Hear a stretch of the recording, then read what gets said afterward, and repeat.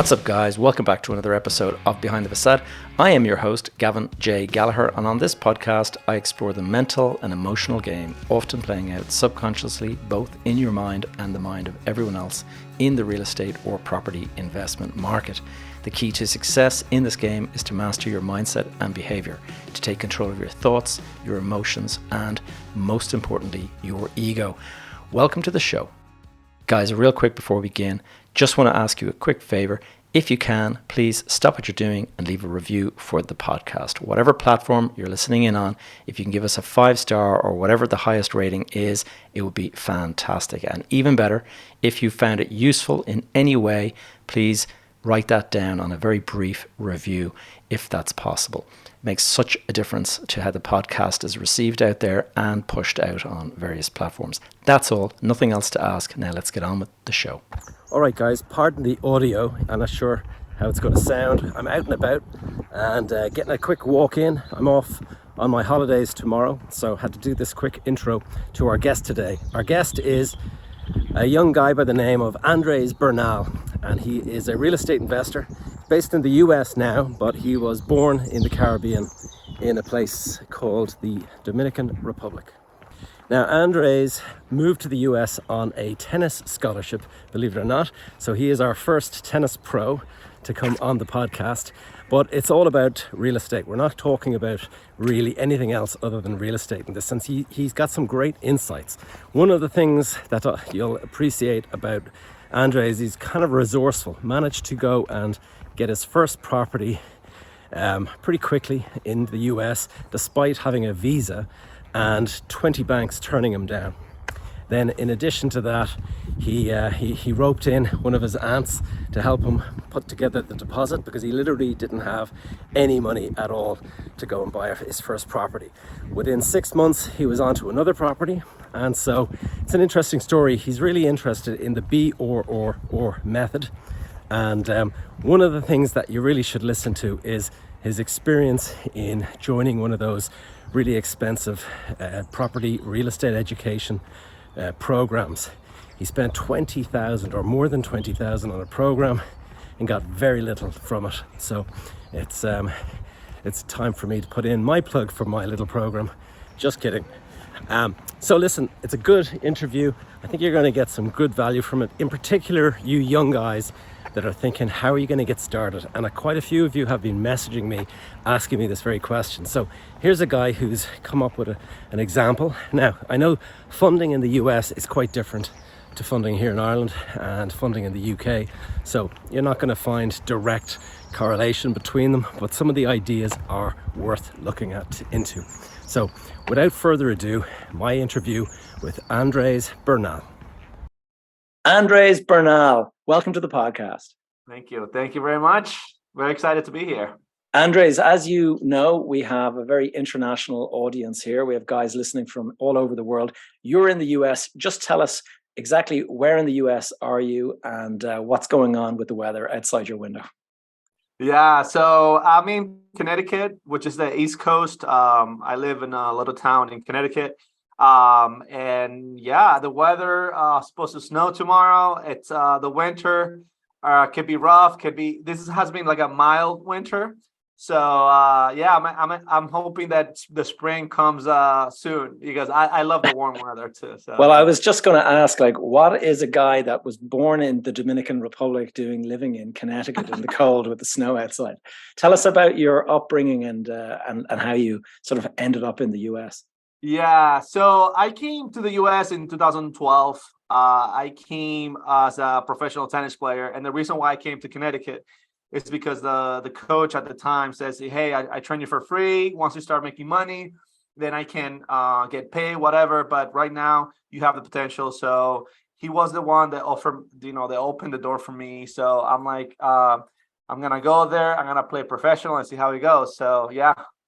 Brilliant. And tell us, so 10 years in the US, how much of that has been professional, sort of as a professional tennis player? So I played only for almost 2 years. And the reason why tennis is a very tough sport to start, in the sense of like you don't make a lot of money at the beginning. I was I lost like 18 to 20,000 just because even if you win a tournament at that, at the entry level, it's like $2,000. But well, guess what? Going to Europe, it's just a flight ticket. It's around there, not counting the hotels, and all that. So I have a few sponsors that help me out, but I played for 2 years. I don't regret it. It was one of the best experiences I ever had, traveling all over. I wish I could have visited more places. But when you go for work, you go for work. You don't go on vacation, I guess. Yeah, I get it. Well, I mean, you're the first professional tennis player that we've had on the podcast, so you're most welcome. But we are a real estate podcast, and obviously real estate is what we're here to talk about today. So you did 2 years as a professional tennis player. Then, was it at that point that you jumped into real estate, or had you already been looking at that prior to sort of moving to the US? Yeah, so my story is very interesting about how I got into real estate. So I used to rent, and my landlord was kicking me out, not because we were not paying, but because I think they wanted to sell the house. At that time, I'm like, listen, if I live here, I'm gonna definitely buy my own place. I don't know how the numbers are gonna work. I don't know. I was in a professional visa at that time. And I went through a lot of hurdles to get a loan just because I was on a visa. So I'm like, I'm going to start investing. I'm going to buy my own place, small condo. And then if I move, I can just rent it out. And the numbers back then make sense. And still today make sense. So I'm so glad that I did it. I think that created the spark of what the real estate is. So describe your first property deal then. I mean, given all of the hurdles you had to jump through and all that kind of stuff. I mean, when you say hurdles, does the amount of the deposit, or what were the numbers looking like from your perspective? Well, the hurdles that I had to invest was I was in a visa. In the US, they don't want to lend on a person that is on a 3-year visa. Why? Because you can fly away and then default on the loan. Yeah. So my mortgage broker at the time, I told him, hey, listen, this is going to be rough. I'm on a visa, so don't give up. After the 20th bank, I got a yes. And I almost don't buy that deal. And I don't know how my life would be if I wouldn't start there. But I told him, just keep trying. He was like getting exhausted. But I'm so thankful that I got approved from a bank from California. And that's how it started. And after that, all the loans and everything was easier because I had a record. I have a history of getting loans. So my actually first investment was what we call here a 3-family, just a 3-unit apartment. And I actually used all the strategies without knowing that today that was gonna be like a huge strategy, right? So I bought a 3-family. I bought it at a market price for $210,000. When was this? What year? 2016. December 2016. Yeah. So then what I did was I used what it's called an FHA program, which is the lowest down payment that you can get here in the US besides being a veteran. And it's a 3.5% down payment. Wow, that's low. Yeah. That's really low. And the only condition is you have to live there for a year, and it has to be your primary residence, right? So I got that loan, and not only that, but I asked the seller if it can cover some closing costs. So at the end, I had to put it was around like 16,000. So he covered, I think, about 5,000 or 6,000. And then the down payment, a lot of people don't know this, but the down payment can be gifted by a family member. Right. So one of the creative things that I did was I called my aunt and say, hey, aunt, can you give me $10,000? Because I didn't have any money. I was like, I was determined to buy, but I didn't have any money. So we made an agreement where I paid her $200 a month, and she will give me the money. And so you paid $200 a month until the full 10,000 was repaid. Correct. Great, nice family loan. Yeah, go for it. yeah. It's a great program. Most people now are knowing about that program, but it's it's not easy in the sense of if you're selling FHA, it's a little hard because they ask for a good livable conditions. There's no peeling paint, nothing like can be like it, they're very rigorous about if you're selling a house, like you can have a hard time, but if you're buying, it's a great program. Brilliant. Well, so you got into that, and can you just take us back before that? Like, what gave you the idea of investing in real estate? Did you mention that you had a family member, like a cousin or an uncle, or your godfather maybe, or something like that? Yeah. So growing up, we rented my whole life, basically. So until recently, my parents bought a place. But the one thing that I saw my godfather, which I really admire, is my godfather. He started from the bottom, and he started building houses. He started working for somebody else.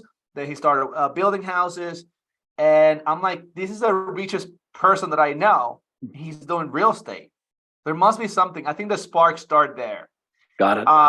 But then the real weekend, I will say the weekend that everything started, I don't even remember what year it was, but one day I was burnt out. I was working 60 hours a week.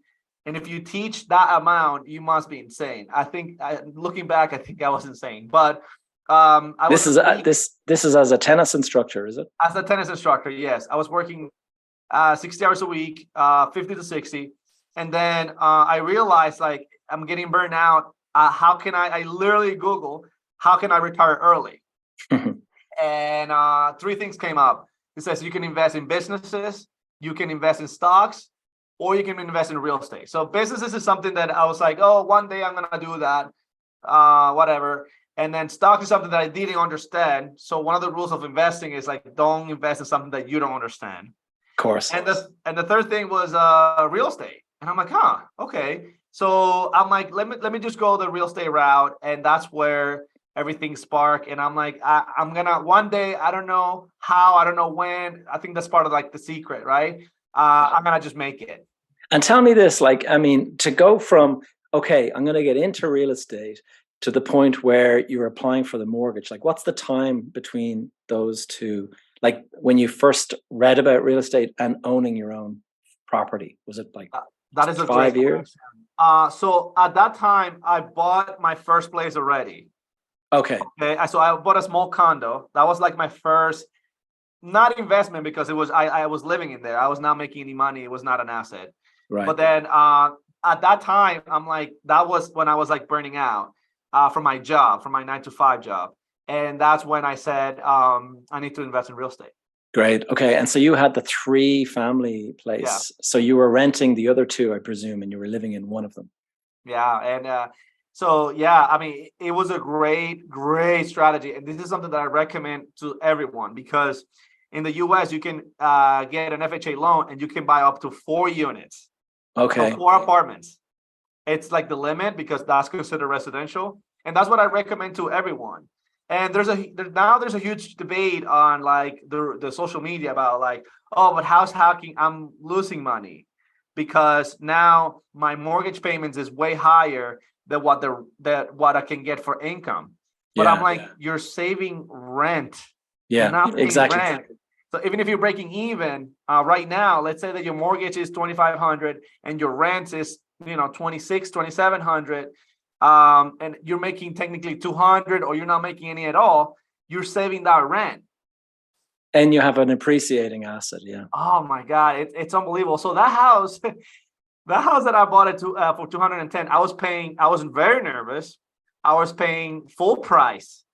And that house, because I forced the appreciation by renovating it and fixing some things, and how the market is, that house I just appraised for $425,000. $425,000. Yeah. Wow. So you've doubled your money in 7 or 8 years. And tell me, and in terms of I'm just thinking back to, the point where you're renting it out to these other people and stuff like that. I mean, is that kind of a when you have a visa, are there other restrictions, or is it just simply once you got the loan you were okay to rent it out and to do all of these kind of things? There was no restrictions on you or anything like that? Yeah, no, definitely no restrictions. Once you become a landlord, there's no restriction for international.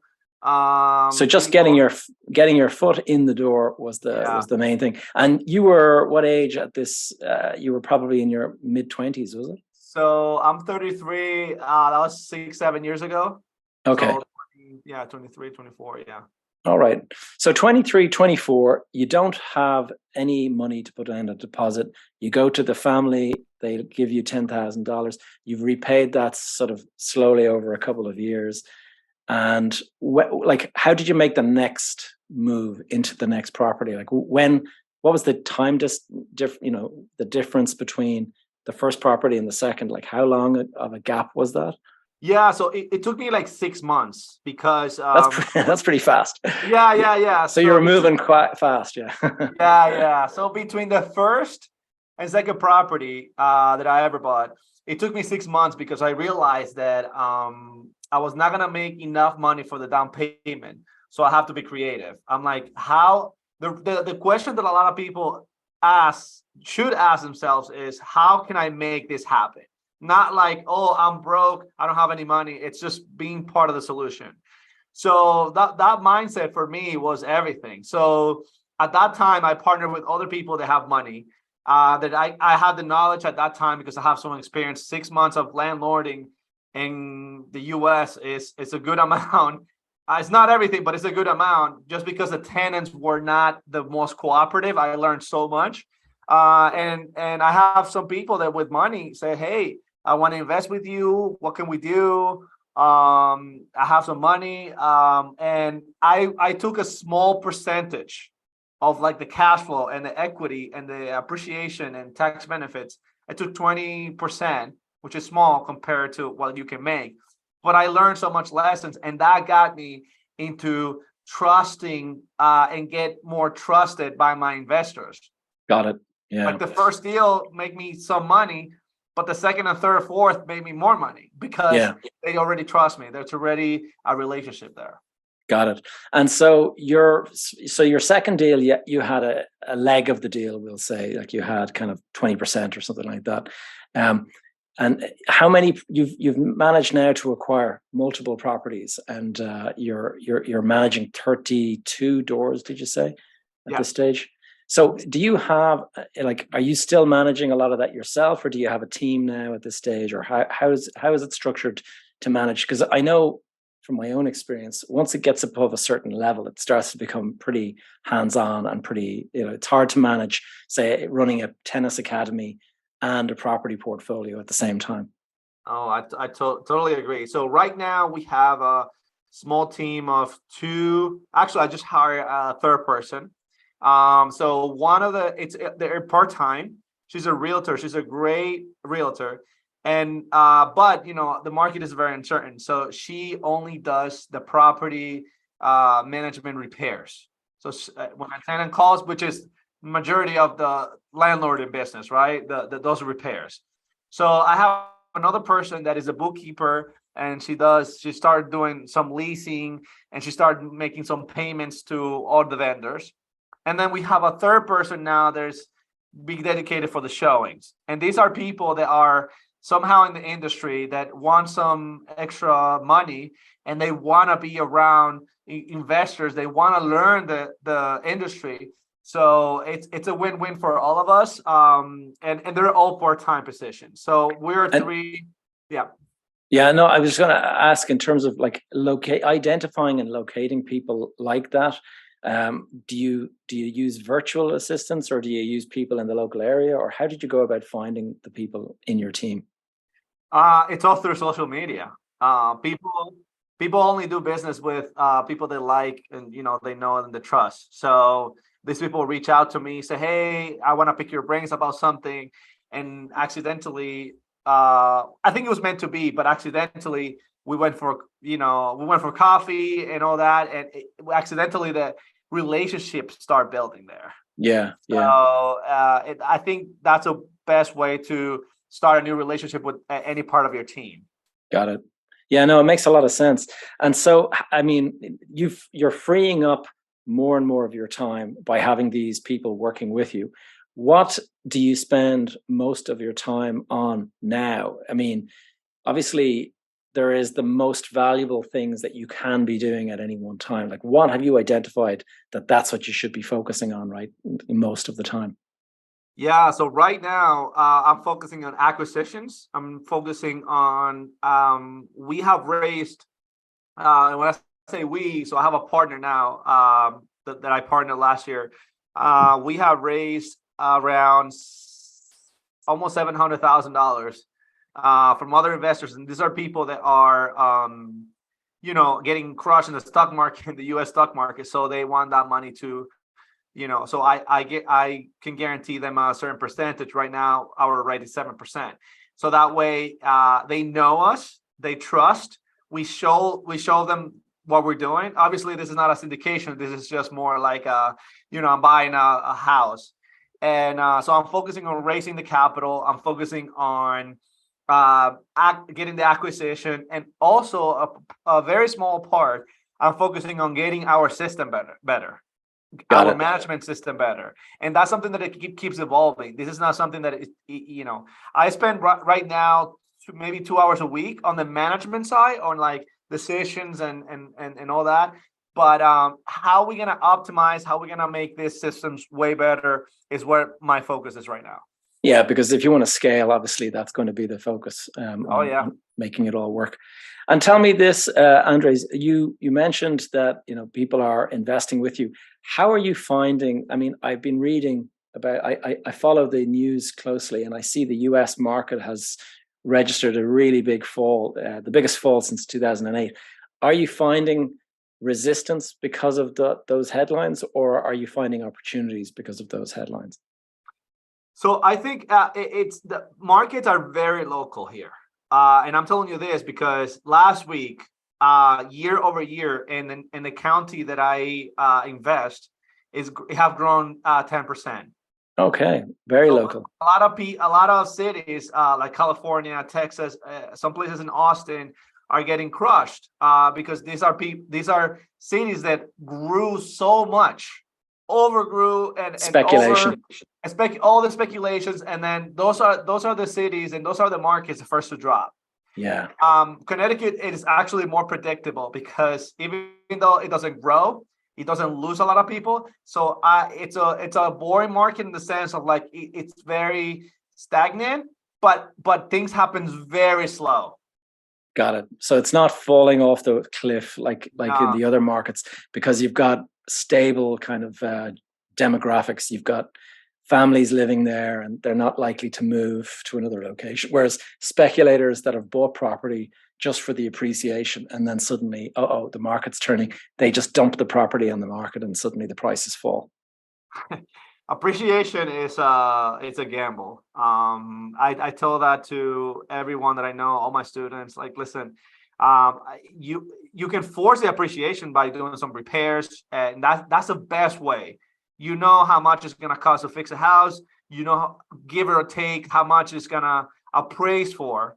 And even that, one of the things that I'm doing right now, I'm not buying anything that I know it could drop. Like, for example, let's say that I buy $100,000 house, just a perfect example, and I'm buying it. I'm making sure that even if the market drops at 10% or 20%, I'm still buying at that 80,000 value or 70,000, because I don't know. I think my prediction is year over year, I think nationally we're gonna see a drop of 15%.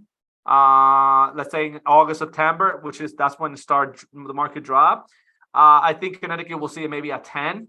But I think the government is gonna keep increasing those rates to bring down the inflation. And I think that once the inflation is like 4 or 5%, then I think that's when they're gonna stabilize everything. I got it. And in terms of when you're financing now at the moment, like what does your financing look like? Because I can remember 2 years ago, I was talking to people and they were saying, 30-year fixed rate at like 2%. Now, obviously, it's very different. It's at 6%. What are you fixing at this stage, or what are you doing? So my strategy for the last year has been what we call the Burr strategy. Yeah. And basically, just to make it more simple, I'm buying the properties with other people's money. Then I'm renovating it, I'm renting it out, and after 6 months, I'm refinancing with a bank. So Now, you're paying back your investors. Correct. Okay, and then at that stage, you've stabilized the income and you've forced the appreciation. Correct. Yeah, I force the appreciation. I'm collecting good rents. That way, when the bank is gonna refinance, they see that, because in the U.S., not only they see the appraised value, it's not only for the property value, but it's also what you're getting for rent, and that helps a lot.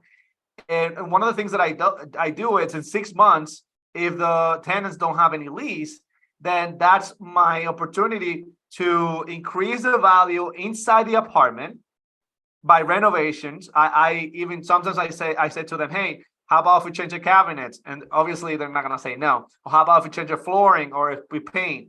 So I force the appreciation, but I also in a few months say, hey, the 90% of the properties that I buy, 90% are under market value. So I get them to at least market value, or at least I try to get closer to market value. So when the appraiser sees, okay, this building is in this condition, how much are you getting for rent? They ask that, and they put that in the appraised report. So when my building's always appraised for a good amount, because A, I make sure that it's clean and renovated, and B, I make sure that the rent is up to market value. Yeah. Makes Can't sense. lose like that, so. Yeah. And tell me this, how are you attracting? I mean, one of the big questions I have from so many people who are young and starting into this, business, they want to know a couple of things. First of all, how do you get started? You've outlined how you started by going to the family, your aunt, and asking for a loan and stuff.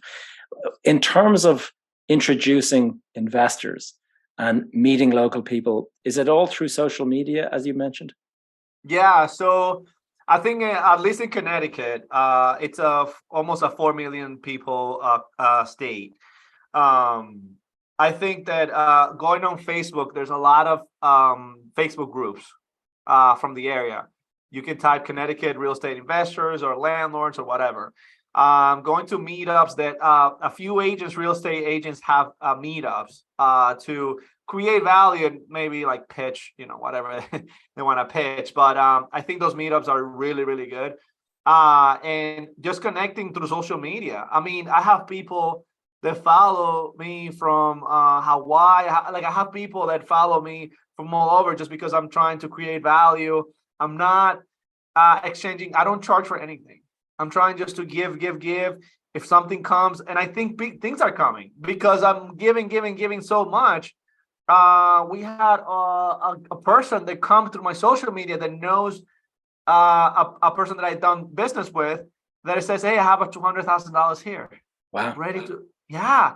Like, I trust you because I trust my friend. My friend trusts you, like, with her life. So I always say, like, just try to give, and then take. And even if I know that a lot of people here that are listening to this podcast right now are new investors that don't have any properties, or are renting, or they have one home. My recommendation is, like, track your own journey. Try to record. I'm fixing a toilet. Hey guys, look, I'm fixing a toilet here. This is how you fix it. Oh, I'm painting the wall. Oh, I think this color is great for tenants because it's a lighter color and it makes the space looks bigger. That's how I started. I had no clue what I was doing, but I was just documenting everything and then just putting it on social media. So it's And what Gary Vaynerchuk says: jab, jab, jab, right hook, and document the journey. Yeah, I love that guy. Yeah. No, I recognize the telltale. I've met Gary V once, but in terms of, I mean, it's interesting. How would you say is the mindset? A lot of young people. In fact, I got an email just yesterday, and from a guy who's only 19 years of age, and he wants to start in real estate, and he's asking, is that even realistic? Now that you know what you know, what would you say? I mean, what is the big defining difference in mindset that you have today that maybe when you were a younger guy you didn't have, and what that difference is now? Like, what's your mindset today that you? Yeah, so that's a very good question. So I think that the mindset that I always have, tennis and sport always helped me to have a good mindset. But if let's say that I didn't have that, I think that having a routine that forces you to have some discipline is the best thing. And let me give you an example. So I am not a patient person. I'm a patient person with a lot of things, but I'm not patient with everything. So one thing that I do is I paint walls myself. And the reason why I paint walls, I have 10 guys, 10 contractors that can paint. It's not about money. It's not about, it's about time also, but it's about teaching me how to be patient, because you have to be patient when you paint walls. So you have to do activities that help you to have the character trait that you actually want to achieve, the person that you want to be. So that's number one. Having a routine is so important about waking up early, or if you're not an early person, you have to have an hour or half an hour every single day where you either read or you either take action about something that you want to accomplish. Okay. And I always say that I have a saying that it says that reading and being educated makes you so powerful. But the reason why people don't take action is because it takes power from there. It just takes so much power. People feel deflated when they take action and they don't see the results right away. So what I will recommend is, and there's a book that changed my whole life. It's called The Miracle Morning. And it's I know it well. Yeah. Oh, I think I have it here in my bookshelf somewhere. it's a very good book. Okay, that changed Hal my life. Elrod, yeah. My dream is to meet that guy. But so there are things that you can do, because once I start waking up early, once I start brushing my teeth, give me that wake up sense. I realized that I was starting to build wealth without even me knowing it. Just to get educating, reading at least 5 to 10 pages a day. I have never read a whole book my whole life. And those are one of the things that I wish I could have done in my earlier years. But not only like reading books, it's about also like taking actions. A lot of people just love to read books, love to get knowledge, go to a lot of events, but don't take action. And the reason why people don't take action is because they get paralyzed when they don't see the results that they want. And one of the things that I do is like people see the whole ladder, right? Pretend that you have a 20-step ladder. The only thing that I see is the first step. The next my step. focus. Yeah, I'm looking at, like right now, I'm looking at what is my focus. And my focus, I don't see the second step. I don't see the third. All I'm seeing, my focus like a camera, is the first step. And that way, once I get the first step, then I can worry about the second. But I don't worry about the whole ladder. So if we're talking about real estate, people think about what is like the whole ladder will be buying a house, right? Buying your first investment property. But what is the first step? Okay, how about if I get my finances in order? How about if I get a good credit? How about if I get my income stable? Okay, once I get that, let me go to the second step, which is education. How to analyze a good deal, how to underwrite it. Okay, once I get that, what is my third step?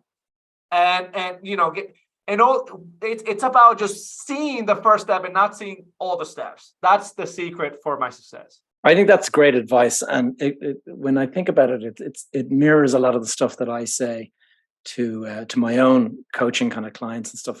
First of all, patience and discipline is critical in this business. I've been in this business 30 years now. So for me, patience and discipline, like if you don't have that, you're going to fall over, because you'll get impatient and you'll make a rash decision. You'll jump into a deal and it won't work very well. So great advice, Andres.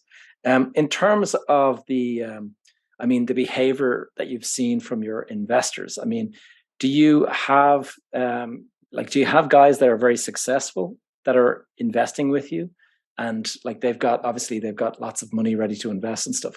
Have you noticed habits in some of those people that you try to emulate, or that you kind of see as a hint as to how to go and make more money?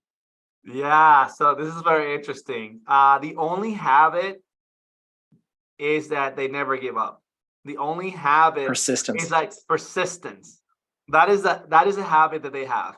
And these people are doctors, lawyers, business owners, realtors, that know about being a realtor, but don't know about that they make good money, but don't know about investing, which is, and I think they're being persistent. They never give up. They find a way to make more money. And I don't know how you feel about this, but like I feel like now investing is easier because everything, all the cash flow, all the equity, everything snowballs. The first property is by far the hardest. Right now, I feel like investing is easier, and I'm trying to challenge myself to see other areas that have potential without risking, obviously, none of my portfolio. But I think it's just persistent. It's just like these are people with every single they're all they don't wake up early. Some of them they don't wake up early. Some of them don't they just have business and they understand money and they understand their finance. So they're always It's a trying to mixed make bag. more. Yeah. Yeah, oh yeah. A mixed bag.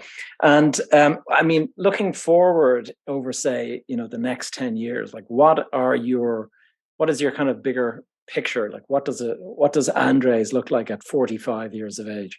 So 45. Hopefully going back to Dominican Republic and just enjoying the pina coladas there and good food and all that which my country offers. Right now I'm looking to be fully present with my family. Real estate is a vehicle to get me there.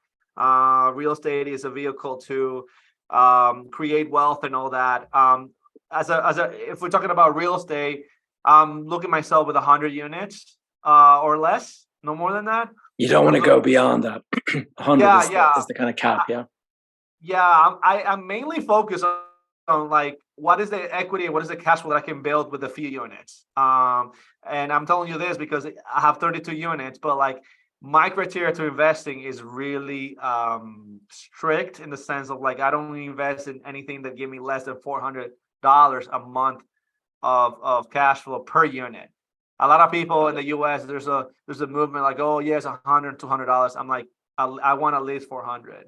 And that way I have 32 units, but I'm making the cash flow of someone that have 60, 70 units just because I'm doubling everything with less work, right? So smart. I'm seeing myself just enjoying with my family. I'm also seeing myself changing lives through financial education. I think that a lot of people can be benefit of there's a lot of problems in the world already, but one of the things that I can do is giving that financial base from people to go from poverty line to be successful. I know I can do it, and I see myself educating everyone about financial, but in the area of real estate, understanding finances. I've seen myself educating teenagers about finances, which unfortunately in schools they don't talk about. They don't teach. Yeah, they don't teach about that. So I'm seeing myself doing that with help of a lot of people and growing such a big and awesome community that want to help other without any benefit, any personal benefit, but just putting it out there. I think giving back. Yeah, giving back. I think money, I'm sitting here and all that, and a lot of people, one of my friends joke like, "Oh, you're a millionaire. You have several millions." But like for me, even in the pandemic, I have a lot of money in my bank account, and I felt so empty. Like, okay, like this is a pandemic. There's nothing I can do. There's nowhere I can go. And then I realized like money is a good vehicle, and but giving others is what really satisfied. It really makes me sleep like a baby every night. So Motivation, yeah, that's great. And in terms of your own education, I mean, how important is it to? I saw in your Instagram that you have a book called "Who Not How" by a guy called Dan Sullivan, and I know Dan. I've been part of Strategic Coach, oh my God, and you gotta introduce me to this guy. yeah. Yeah, well, I mean, I'm just curious. I mean, in terms of your own education, like, do you invest in your education? So right now, I invest. I'm pro and con against education, and let me explain. So I'm pro against the education that doesn't cost you that much, and I made a huge mistake. This is something that I want to tell my audience, that your audience actually, is that so education about books, about some seminars, about having a coach, personal coach. I completely agree with that. However, there's a big education thing that I fall. I didn't say that earlier, but I paid $22,000 Oh wow. for education that didn't serve me for anything. And I had a mentor for like a weekend, and she told me all that. She was great, but $22,000 Jeez, I spent yes. for my education. $22,000 in books and seminars and investing and making that mistake, maybe buying a bad deal, can go far along than paying someone company $22,000. So stay away for those gurus that tell you, oh yeah, I'm gonna teach you how to invest with no money down. This is all my buildings, this is all my checks and all that. Stay away from the gurus that charge you big time, Yeah. and they brainwash you also to. I mean, if I tell you this whole story, you would not believe it. But they brainwashed me, which I think was amazing.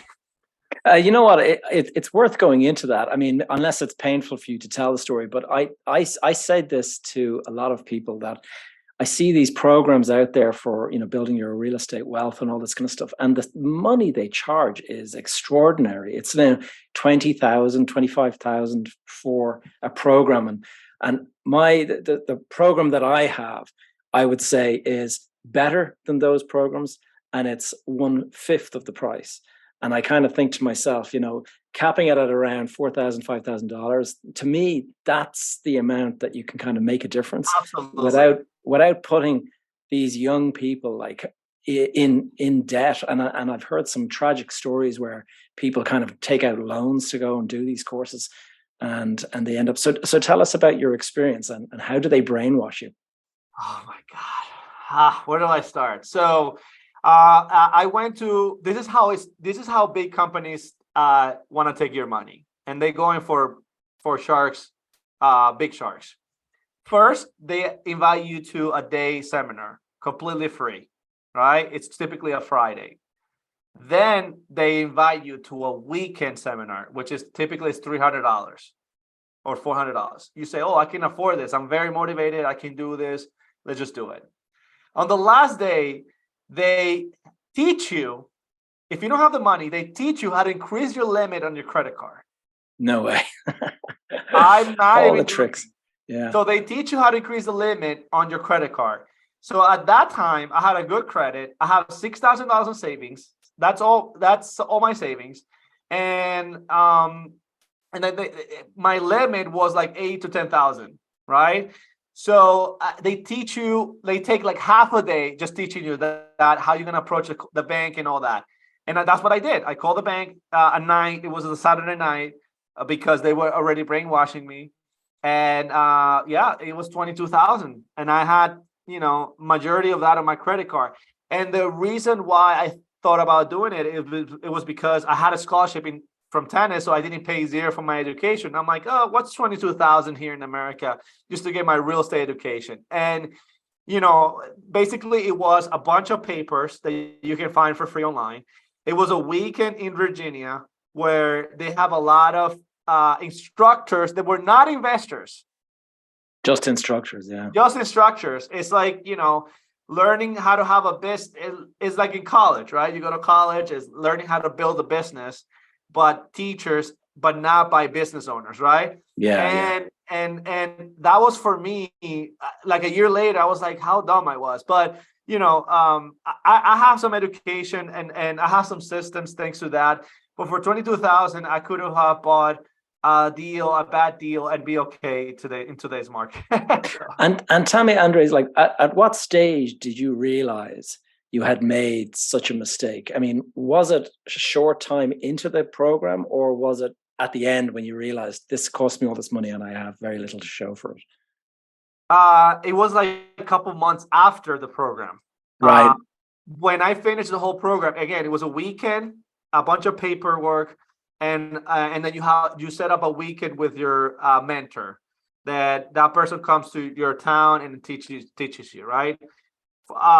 After like 6-7 months, I realized like this was not worth it. And the reason why, it was because there's a lot of education, a lot of platforms that offer free, at least you're starting out. I will pay Gavin today 20,000 to go to the next level today, right? But with a person that is starting out, that is making, the average Nothing. income here is like 40, 50,000, $20,000, $22,000. That's a lot. That's It's like half their income. Yeah. Right. Yeah. So education should not be that expensive, especially for real estate. And I think that a lot of people and a lot of educators should be on the field of real estate. How can you teach me how to invest in real estate if you don't have any properties? Like how? Yeah. I just don't get it. I just don't understand. Well, sorry to hear your story, Andres. I know a lot of people who have gone and done some of these programs, and usually it's a high pressure kind of sales environment where it's, come in, buy, and all this kind of stuff. And people feel this kind of like urge that they have to get the next little bit of value, and they can't get access to that unless they pay this money over. So it's really interesting to hear that story. Andres, I'm watching the time. I'm just going to ask, some of our final questions. I always like to ask, first of all, what is the best advice that you've received to date? My best advice was from my dad, and he didn't invent this quote, but I live by this quote. It says, "Don't critique, don't condemn, and don't complain." And these are like the 3 C's, right? In Spanish, it's almost the same. And again, he didn't invent it, but one of the things that I do to be like a better human and a better investor is like try not critique the people that are doing the wrong thing, even though I just kind of critique these people, but I want your audience to know and be informed. And don't condemn, don't complain. It's all about try to live in the moment and try to learn from your mistakes without complaining too much. I think like that's one of the things that high achievers have. One of the character traits that high achievers have is like they don't complain that much. They just get on with it. Yeah. Yeah. So if you have an emotional problem, a relationship problem, yes, you have to take your moment and sink that in. But if you're in business, you can sink it in for a little bit, but you have to be able to move on. You have to have that grit to like just keep moving on. Don't complain. Let's just how can I solve this problem? And yeah, that's the best advice I got. Kudos to my dad. And then it's good advice, Andres. What about the advice that you now would give to 18-year-old Andres, who is living in the Dominican Republic and is thinking about coming to America and getting into real estate? My first advice to those 18-year-olds they're hearing this is to not buy fancy things. Do not spend your money to impress other people that don't care, and because that's the truth. I will definitely buy real estate if I could. As early as possible. Yeah. I mean, 15 years ago, yes, I will buy more real estate either with my own money or if I saved up, or I will partner with someone, any family member. I think that's the easiest way transition to invest. And I will also create more value than what I asked for a person. I think I was selfish at 18 years old, and I was always trying to find what is the consequence if I do this instead of just giving unconditionally. So those one of the things that I wish I could have done in the past. Interesting. Well, Andres, if anyone was interested to kind of connect with you or to find you online? What's the best way to connect with you? So the best way is through Instagram. My Instagram is Andres Bernal, but instead of an L at the end is a 1. I'll put a link. I'll put a link in the show notes so that people can find you. Yeah. Awesome. Thank you. And also Facebook with my name, Andres Bernal, is Andres. And my last name is Bernal. And yeah, through social media, I'm working on the website right now for the branding purposes, but I'm really active on social media. So I'm trying to, again, like Gary Vee says, give, and then one day jab. Jabs, right hook, yeah. Good stuff. And I was just looking at one of your reels there, and it has that you disagree with Grant Cardone, and so I thought, yeah. Great. All right, Andres, it's really nice to meet you and to speak with you, and thanks for coming on the podcast. Thank you so much. It's been a great morning for me, and maybe I can go to Ireland and visit you. Anytime. We're here. We're here, and there's an open welcome for you whenever you come over. You're saying it live, so this is a proof. If I show up, don't dismiss me. Just don't expect me to pick you up at the airport, but yeah, you can. All right, Andres, take it easy. Thank you. Thank you very much. Thank you. Thank you for tuning in to another episode of Behind the Facade. If you have any questions or topics you'd like me to cover in future episodes, please connect with me via the Facebook group that is called Behind the Facade Community. Alternatively, you will find me on social media. My handle is Gavin J. Gallagher. You can stay up to date with all of my content and the various projects I'm working on over on my website, gavinjgallagher.com. And while you're there, please do add your name to the Join My Tribe thing over on the right-hand side. This will ensure you're kept up to date via my weekly newsletter. All of these links are in the show notes below. That's all for now. I will see you guys in the next episode.